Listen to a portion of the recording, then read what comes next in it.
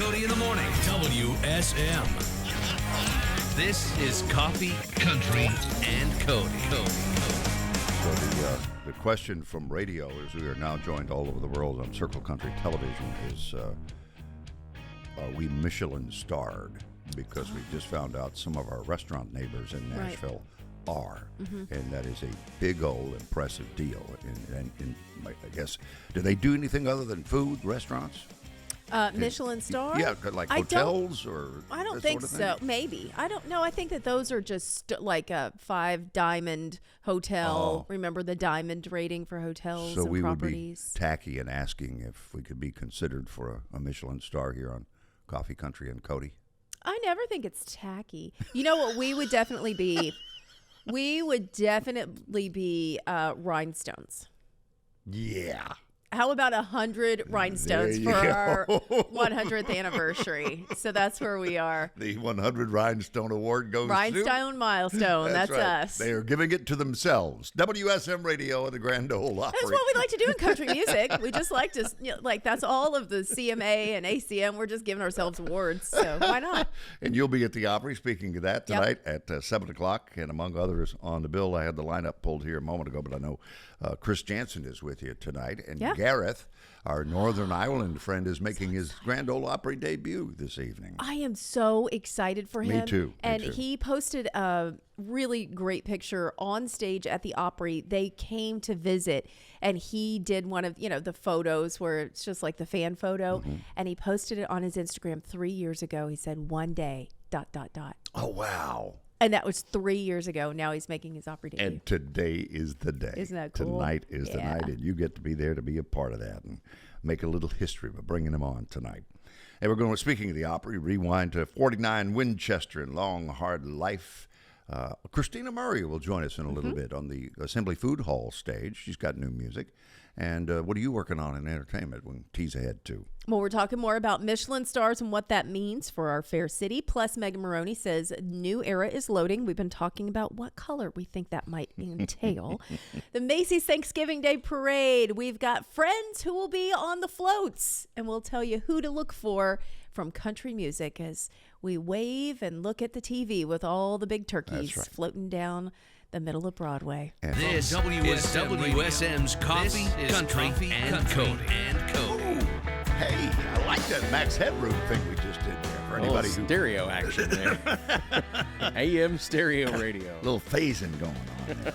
Hey, Little Blue is brand new music from our special guest. She joins us here just a little bit on the Assembly Food Hall stage, Kristina Murray. And I love this description. It says, it's somewhere between old school honky-tonk, swampy Americana, and R&B infused Southern rock. And we just got that from the stage of the Grand Ole Opry, didn't we, with 49 Winchester. How tight are those guys, man? All right, so Kristina's on the way right now. For a Georgia girl, she relates, sweet potato pie and shut my mouth. It's going to be Thanksgiving before you know it. Here's Alabama. I say, son, the South. Where's Foghorn Leghorn when you need him? Alabama, all over the world on WSM Radio. And the Queen of Santa's Pub just sat down. Kristina Murray, it's good to see your face. Good to see y'all. It's been too long since I've been here. And a Song of the South's appropriate for you as a girl from Georgia, right? That's right. You know what's funny is I was Foghorn Leghorn one year for Halloween. No way. I love that. Serious? Yes. How random. How do you even do that? I got a pair of white sweats and a white, sweatshirt, and then I made like what they call the headstock. It has a name, right? The comb. The comb. Uh-huh. Yeah, I made a comb out of like an old like ski mask kind of thing, and a glove, and had a little beak, and it was pretty great. That's awesome. There's a photo floating out there in the internet somewhere. So this is great. So. City girl or country girl? I grew up in Atlanta. I was born and raised, and just kind of on the outskirts of the city. What neighborhood? There, but like Kennesaw or? No, it's kind of south of that. It's in the Atlanta proper, so that was on my address, Atlanta, Georgia. But it was a neighborhood called Whittier Mill Village. It was an old mill village, and my house was built in like 1896 or something like that. wow. A really old little mill house. But that's where I grew up my whole life. My mom still lives there. So Well, Kelly went down there and got a husband one time. I didn't you? did. Yeah. I had to go a little bit further out though. Got on 20, went over. Went to Stone Mountain. Wedgestone Mountain, that area over there. Yeah, that's where we found him. So when did WSM Radio, the Grand Ole Opry, country music, or the early music Come of your into my life, life. come into your life? I went to summer camp in a little town in North Georgia called Toccoa, and it was church camp. And I had a girlfriend of mine. I was probably like 9 or 10, and she introduced me to Terry Clark.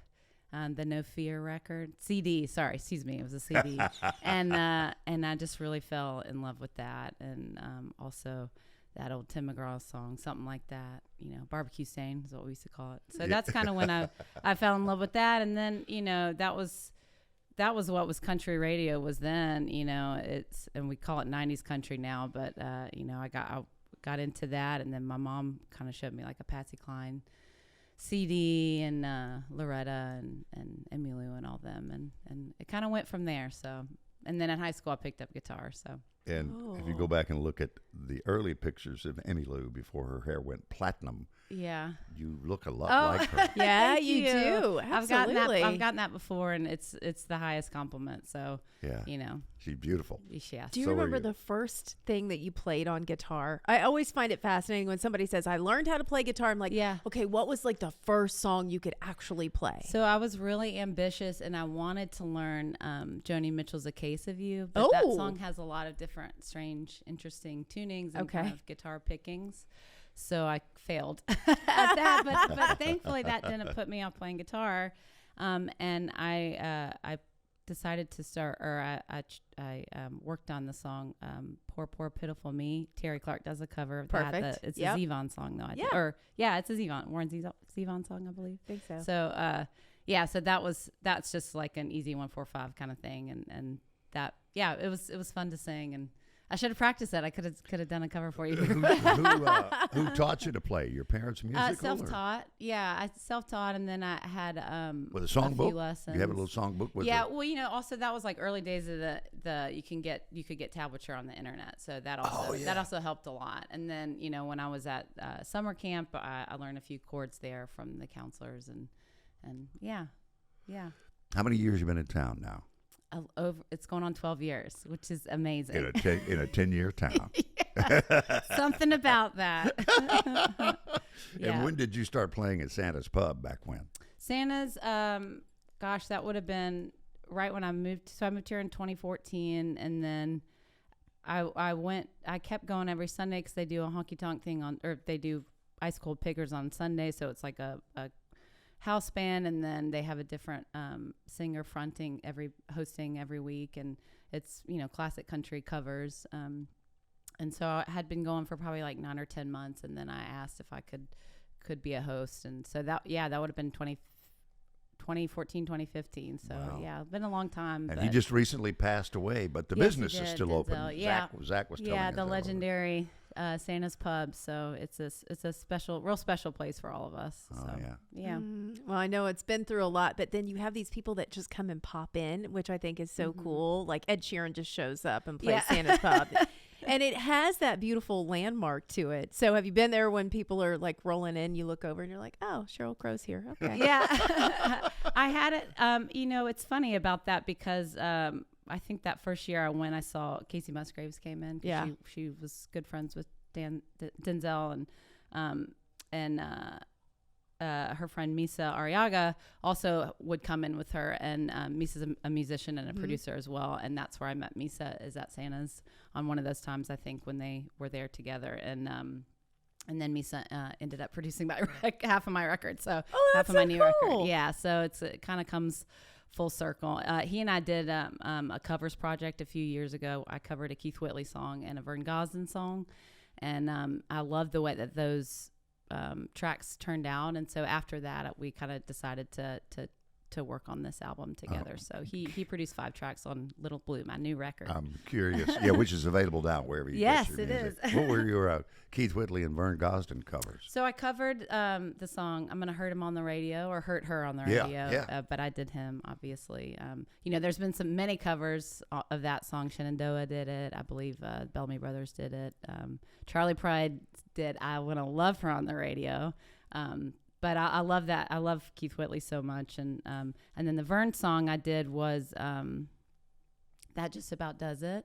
Oh, Yes, but I turned that one into a duet. So I sang it with one of my very dear friends, Logan Ledger, who I have a co-write with on my new record, and he also sings on that track.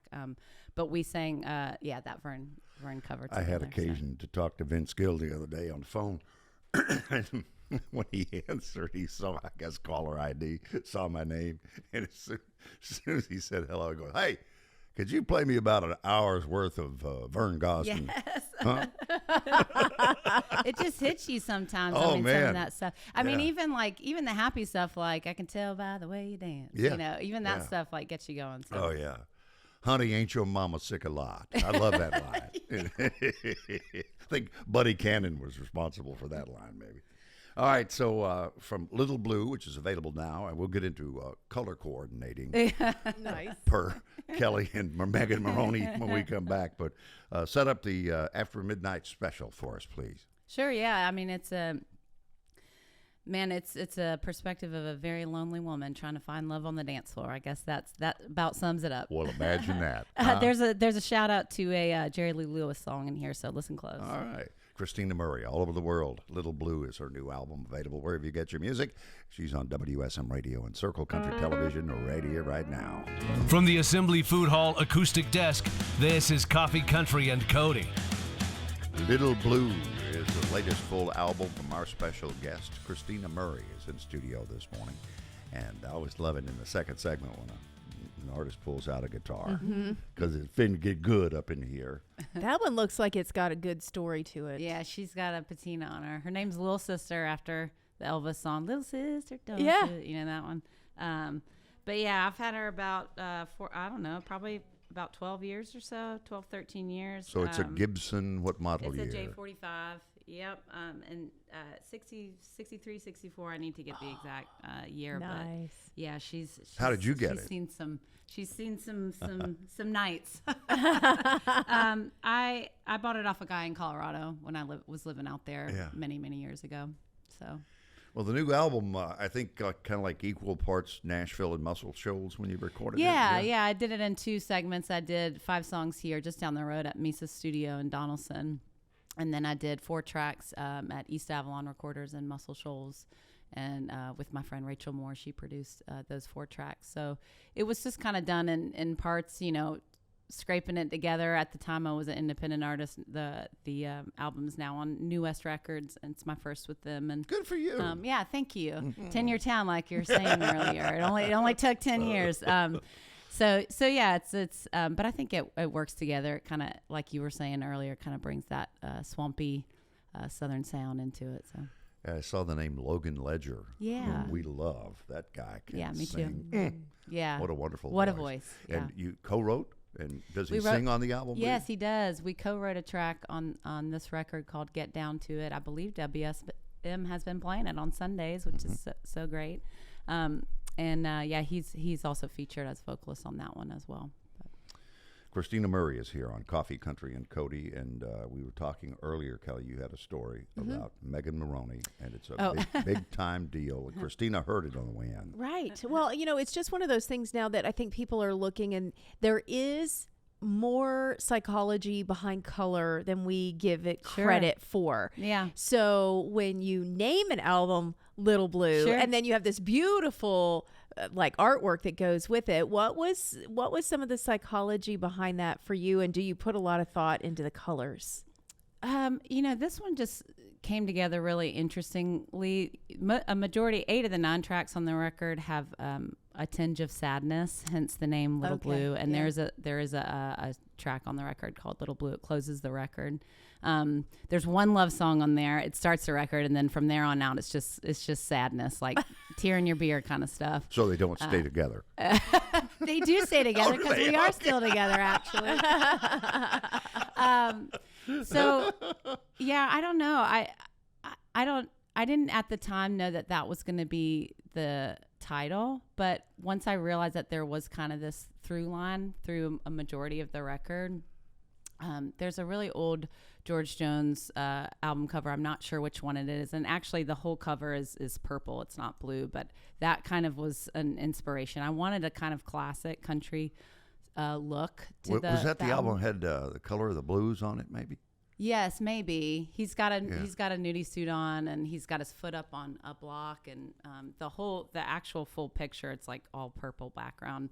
But when I saw it, I was like, yeah, I want something like with a lot of color space, and that photo shoot just ended up really, really nice. So it came together. So if you had your colors done, Kelly was asking. Oh, yeah. I didn't, but do you think blue is my color? Blue is absolutely your color. So That's here's good to know. another random question. And Okay. I asked this, I think the only person that I've asked this to that answered it would be Cam.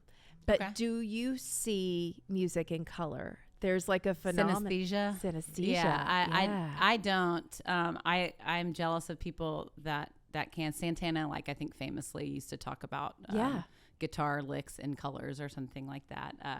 I don't. But man, what a cool way to ingest and put art into the world is in kind of that dual way. Right. But, yeah. Well, Cam for sure, yellow.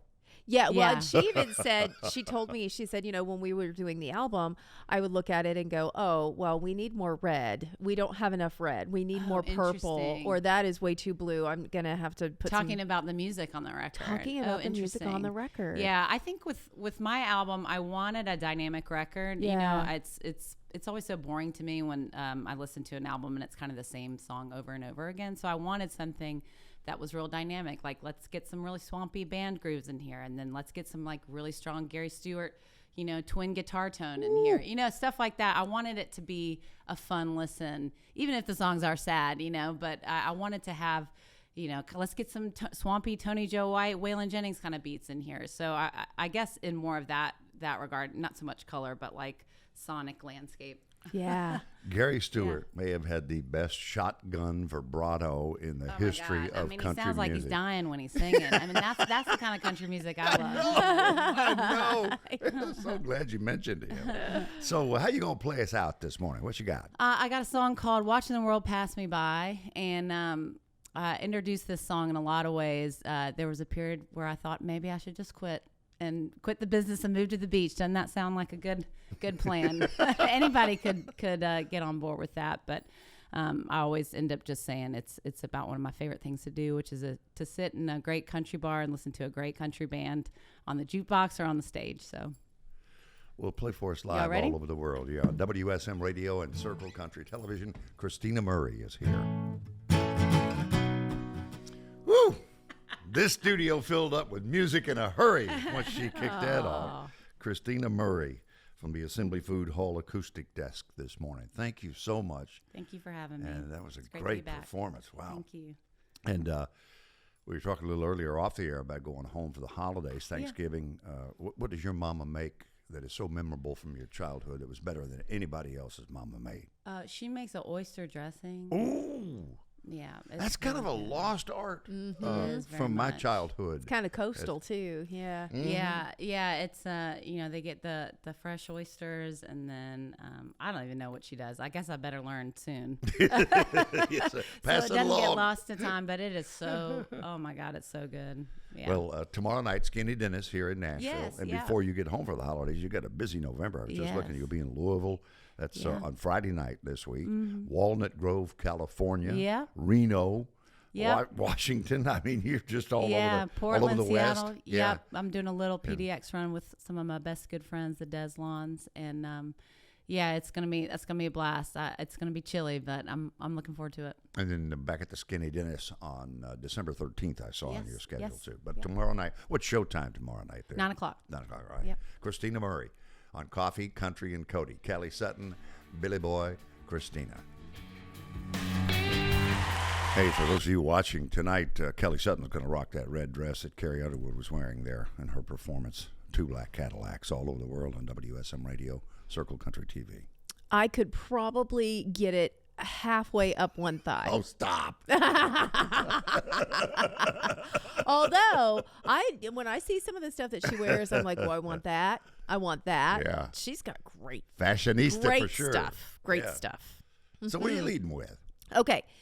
Jamie Johnson or Chris Stapleton? You decide. Apparently, the two get mistaken for each other a lot. And I guess I can see it. They both, have a lot of hair, facial hair, probably pretty reserved and quiet. Both of them don't talk a whole lot.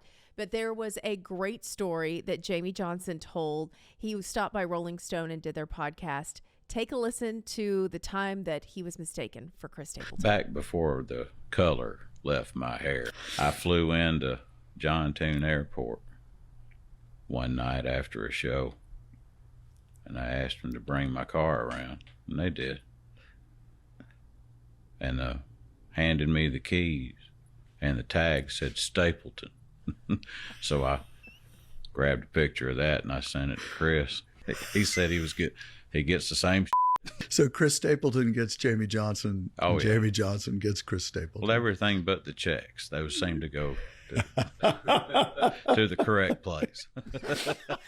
Those seem to go to the correct place. Is that the best?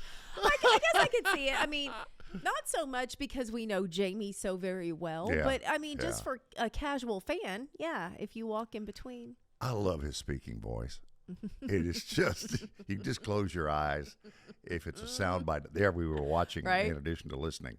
But I could just see him every single time so clearly in my mind's eye when I hear him speak. He's just so Of course. laid back. Goodness. He's The got only- that South Alabama drawl. Yeah, he does. He Yeah. sure does. The only thing that would have been better in that story is if they would have actually pulled Chris Stapleton's car around and given it to him. Now, that would have really been a feat if he would have driven off in Chris's car and called him from the car and said, hey, brother, guess what? I'm driving away.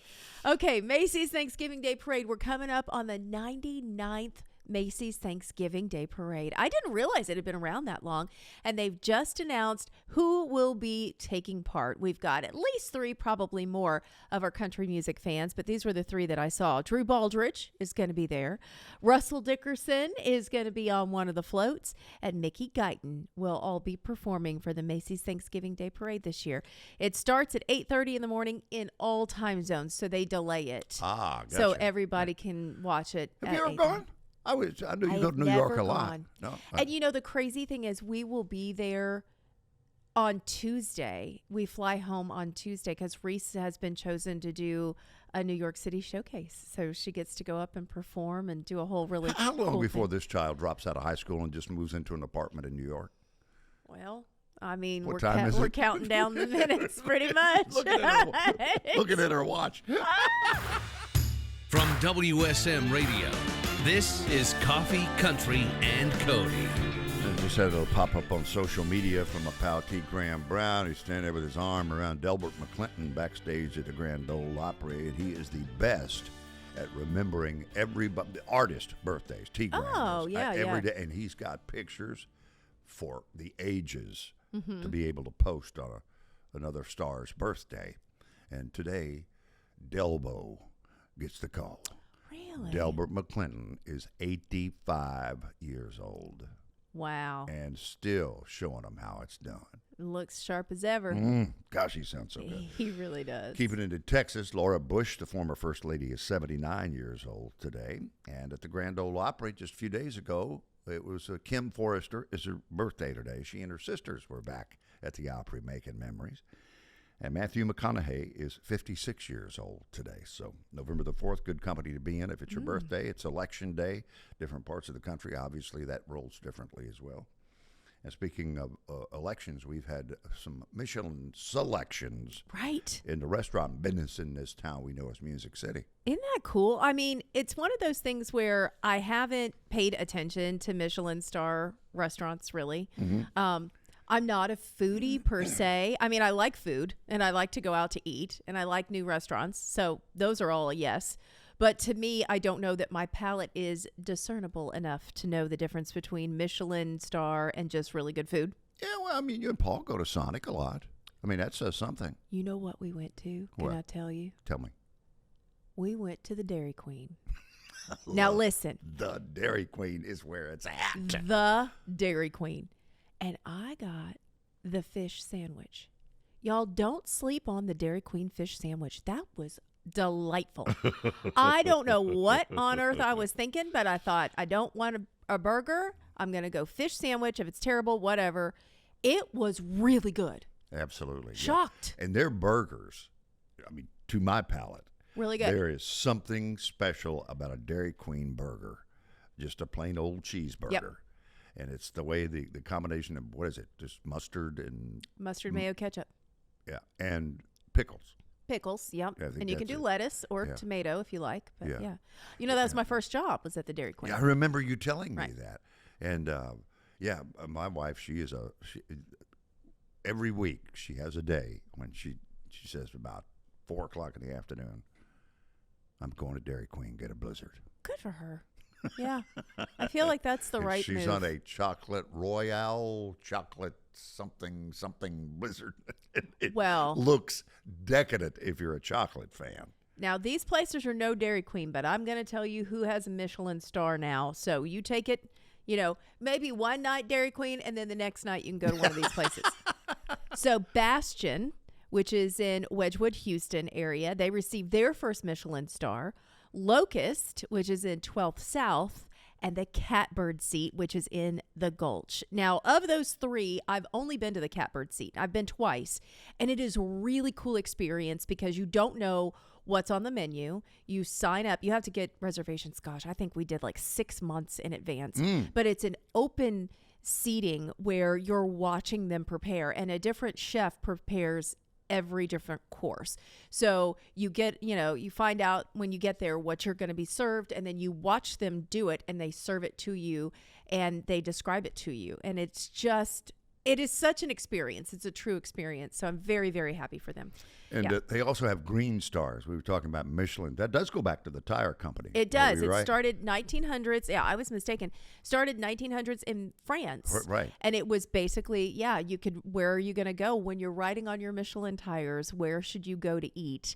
But it has since separated itself from the company. Oh, so okay. it's a little different. But still, that's where it got its start. They have green stars. Did you say 3 was the highest? 3 is the highest for Michelin stars. I don't know about the green stars. But the green star, Nashville, Franklin, more specifically January, operating a zero-waste kitchen utilizing nearly every part of their products, including turning vegetable trimmings into compost, turning excess produce into pickled, fermented, dried, and canned ingredients for later use. That's really So cool. Franklin, the name of the restaurant's called January, simply January. And then we had a sommelier recognition from Michelin from Alex Birch at Bad Idea in Nashville. Do you know Bad Idea? Wow.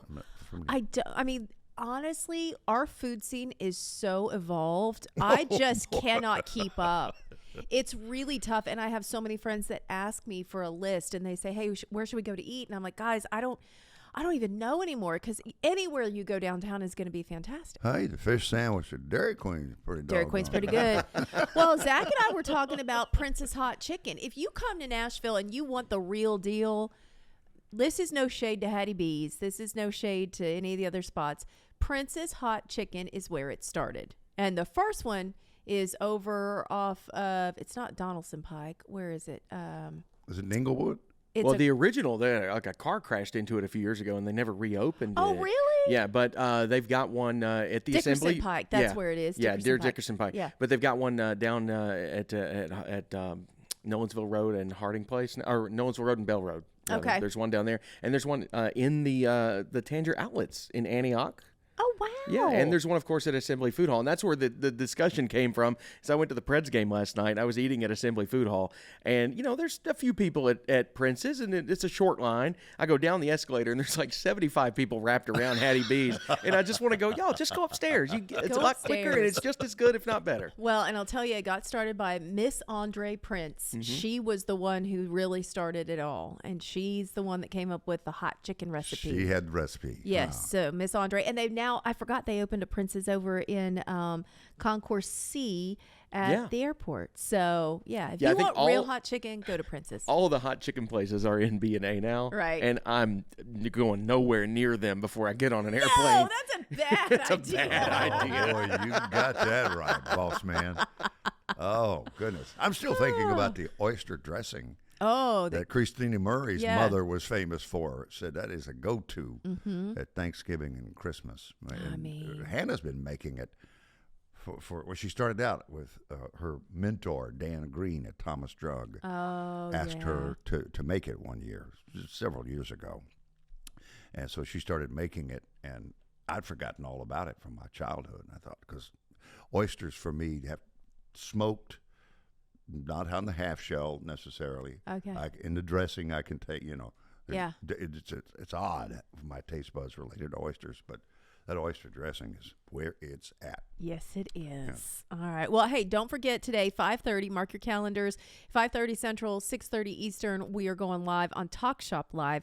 It's myself, Don Schlitz is going to join me, and we are talking all about the new Opry album that comes out this Friday. So tune in, and you can ask questions, and you can also buy a very cool blue vinyl that we've got for sale. Oh, wow. Yeah. I get that in advance because it goes on sale Friday, right? And then Thursday, we're doing the preview here. Dan will be in, Dan Rogers, OD, Mr. Main Street USA, will be in studio with us. That's 9 o'clock hour on Thursday of this week. And then at 10, Don Schlitz and Charlie Mattis and a world premiere, the first play of some of the songs from that forthcoming album on Friday. John Bon Jovi, Jennifer Nettles,